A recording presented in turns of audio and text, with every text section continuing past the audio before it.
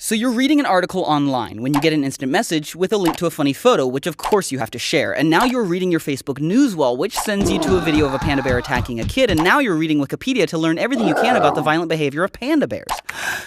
And this is what 3 minutes on the internet can be like.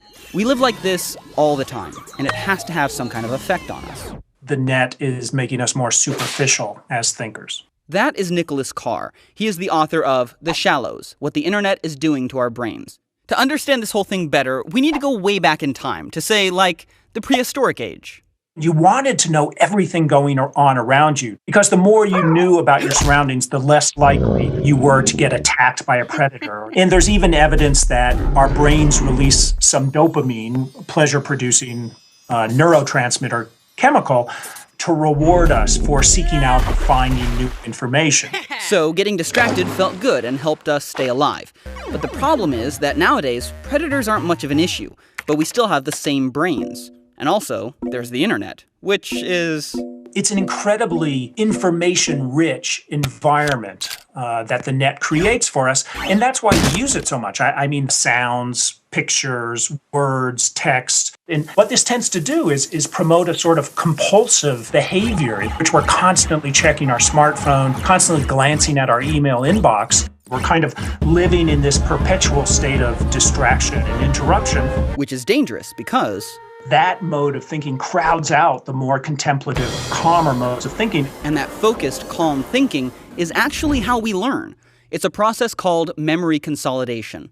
And that means the transfer of information from our short-term working memory to our long-term memory.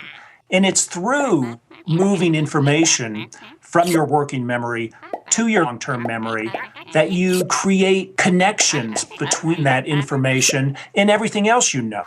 So you've got this awesome life-changing piece of information in your short-term memory, but then you hear that email ding and poof, there it goes. That email takes its place and you never get a chance to learn anything, all because of one distraction. So attention is the key, and if we lose control of our attention or are constantly dividing our attention, then we don't really enjoy that consolidation process.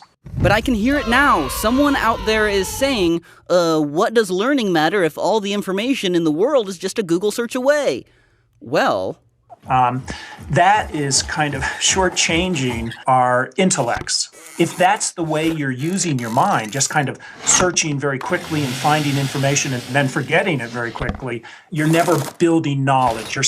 You're kind of thinking like a computer. Which means that our very humanity is at stake. And it would be a shame if we all got assimilated because, well, humanity is pretty neat.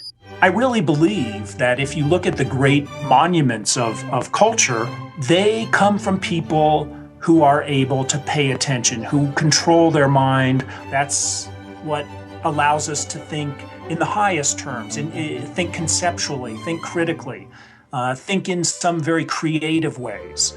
And it's this kind of thinking that's at risk, being eroded one cute cat video at a time.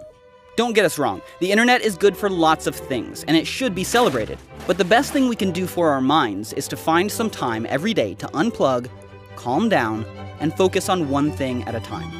Your email, and those cats, will be here when you get back.